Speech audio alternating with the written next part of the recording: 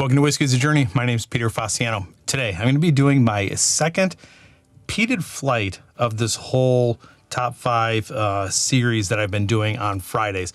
I've been doing bourbon and scotches. I've been setting up flights, going through, tasting them, and then ranking them in the order in which I like them the most.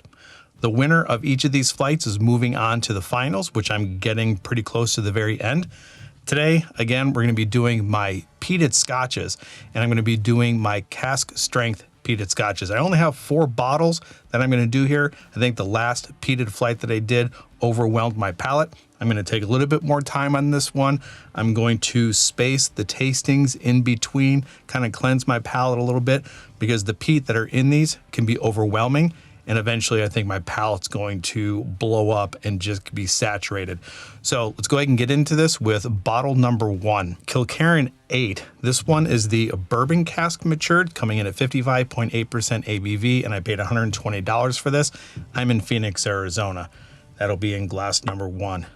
Bottle number 2, Ardnamurchan AD 0523 release. This one is a bourbon, sherry, and PX cask matured as well. There's a whole bunch of stuff on this little barcode on the back. You can go and take a look at all the casks, but I believe this is bourbon and sherry. 58.3% ABV, and I paid $100. This is going to be in glass number 2. Moving on to bottle number 3, Laphroaig 10, batch number 15. This is ex-bourbon. I paid $88.99, and it's coming in at 56.5% ABV. That's glass number 3. Let's go ahead and move on to the final. Bottle number 4, Springbank 12, 3423 release. This is sherry and bourbon, coming in at 54.1% ABV, and I paid $134.99 for this one at Trevor's Liquor. They had this for probably about a month or two.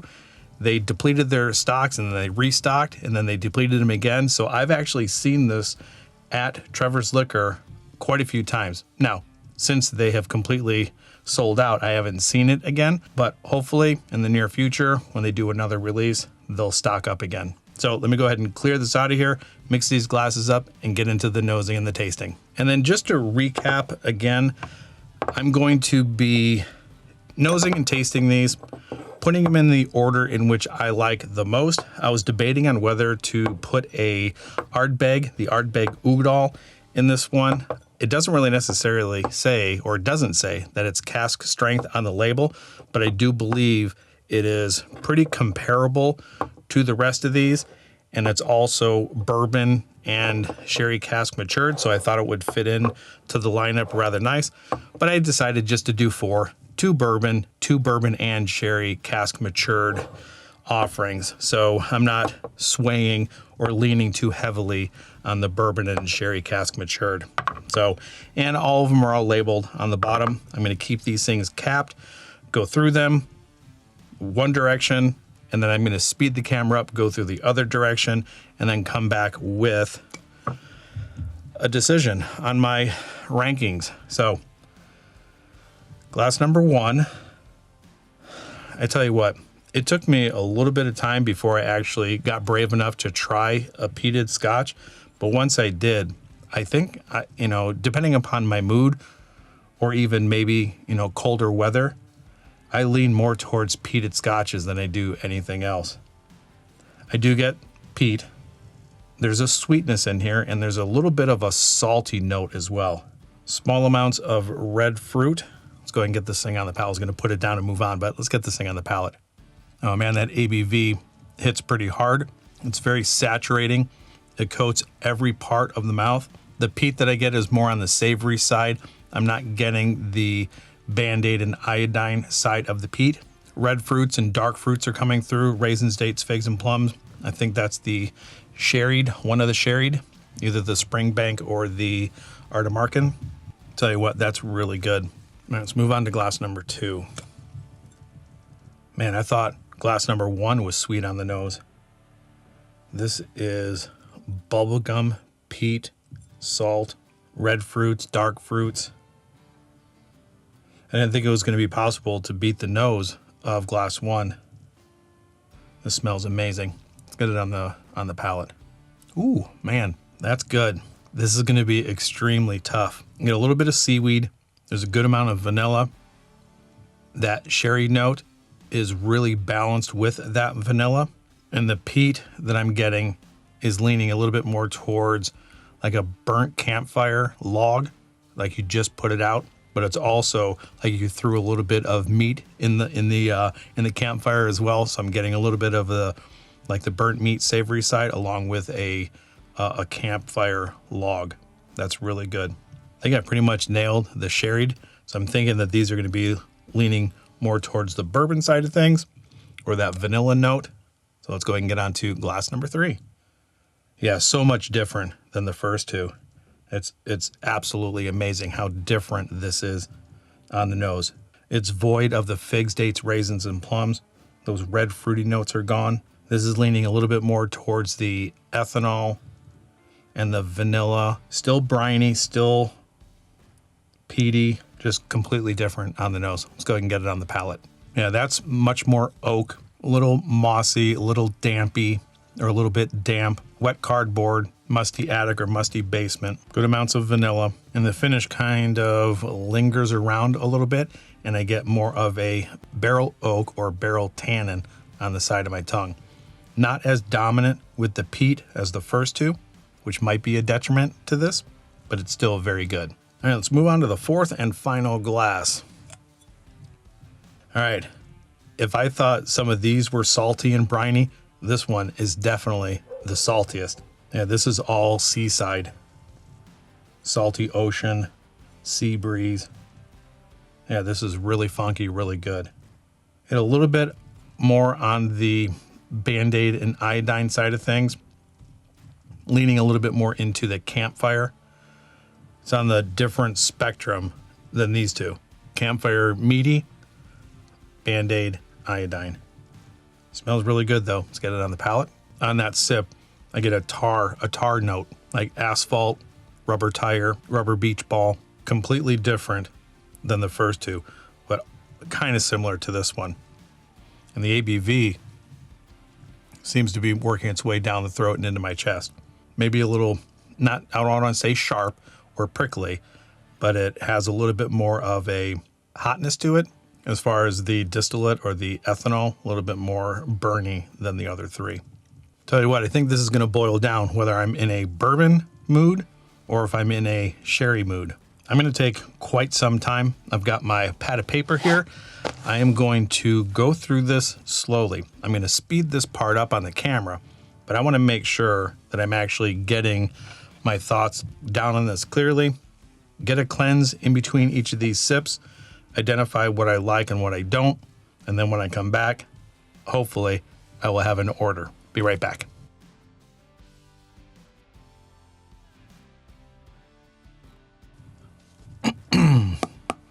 All right, I am back, and I have a decision, and I think I'm pretty much split between sherry and bourbon, or bourbon and sherry, and then just the bourbon matured.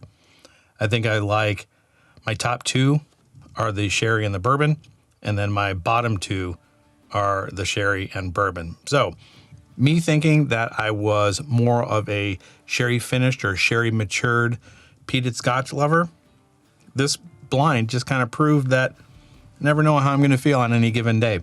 So here's what I got. In fourth place, I have glass number 3. And I'm getting, these are just the notes that I wrote down, peach, pineapple, vanilla, smoky log. I get a little bit of a stinky cheese, like a blue cheese note that turns a little bit bitter in the mouth. And that ended up putting it into fourth place. Now, I love blue cheese, and I really like weird, exotic, or funky tasting cheeses. So I still like all of these. But for some reason, just in this lineup with the bourbon and the sherry, that little cheese note didn't sit right with me. So that got put into fourth place. My third place was glass number 1. This came across as musty, red fruit, a little bit of smoky on that savory side. It had a raisin and fig note with some vanilla, and that musty note didn't sit right with me, and it turned out to be amazingly with these proofs, it ended up being a little bit flat. Didn't necessarily have that boost that I was expecting. So that ended up being in third place. Again, all very good.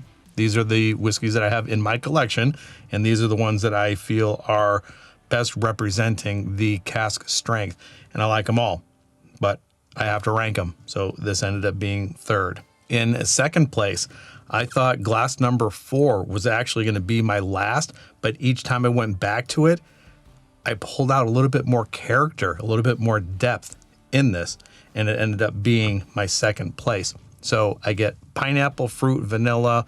It's really salty, really briny, has that musty funk to it. The smoke that I'm getting, or the peat that I'm getting, is more towards the Band-Aid iodine side of things, a little bit of asphalt or tarry kind of notes. And in some way, with the vanilla that was in here and that pineapple, I think that's what kind of gave it the depth, and that seaside briny note also kind of just made me want to be on the beach and just smelling the salty air. So that ended up being in second place. I don't know if you want to classify this as like a dirty type of whiskey, but there is depth to this, and it took my second place. First place, I ended up putting the sweet red fruit, fig, dates, raisins, vanilla. It was savory, it was woody, it was malty. I think this had the most depth and complexity to it. It had the longest finish, and the peat notes that I got of it, I think I liked the most. It was a good combination of like burnt meat, burnt brown sugar, and a damp, wet log from a campfire. And that is what kind of put this above everything else. They were all, again, very, very good, but that's the one that I liked the most. So let's go ahead and figure out which bottle was in each glass and see what's moving on to the finals. And I think I'm finished with my peated scotches.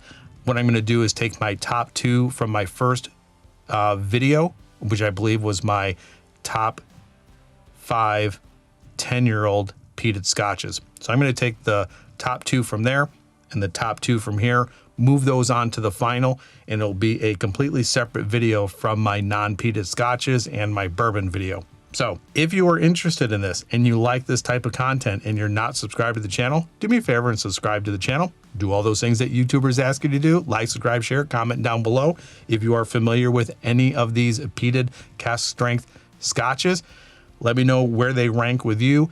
Even if you didn't put these in a blind, just come up with your own ideas and where would you put these in your rankings. So glass number 3 was in my 4th place, and I was drinking, okay, the Kilkerran 8. Kilkerran 8, you know what? I think the oldest Kilkerran that I have also came across with that funky cheese note. So I wonder if that's, is it a Campbelltown? Is this this is Campbelltown, right? So I wonder, yeah. So I wonder if that is the Campbelltown funk that people talk about.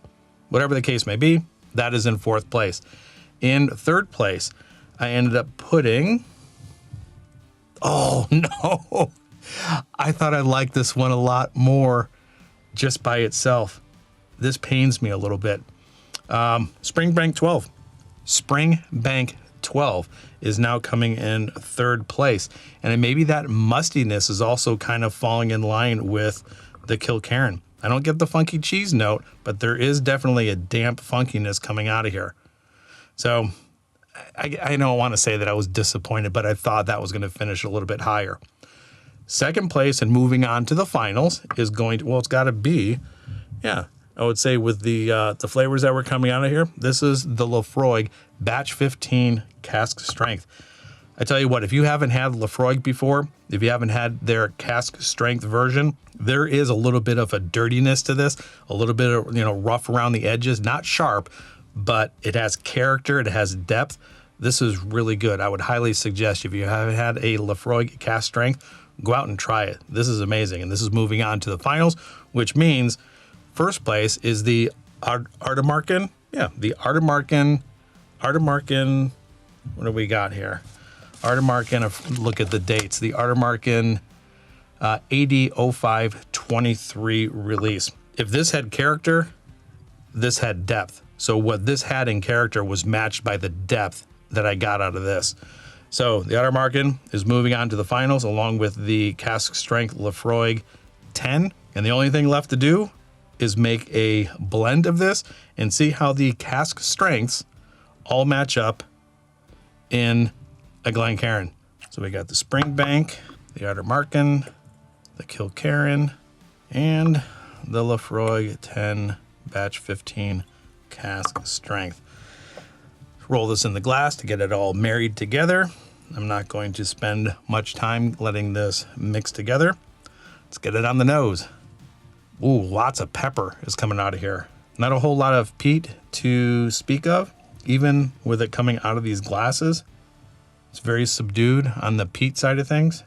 Sweet, a little proofy. I mean, my nose is stinging a little bit. That pineapple note is definitely there. Now a little bit more saltiness is coming out. It's always important. Get both nostrils involved. Yeah, it smells pretty good. Let's go and get it on the palate. I mean, my mouth is watering, so that might be telling you something. Yeah, it's coming across a little bit hot. It heats up a little bit, gives you that spice, but not hot, not a hot spice like a Tabasco or something that like a pepper would be, like a hot pepper or red pepper.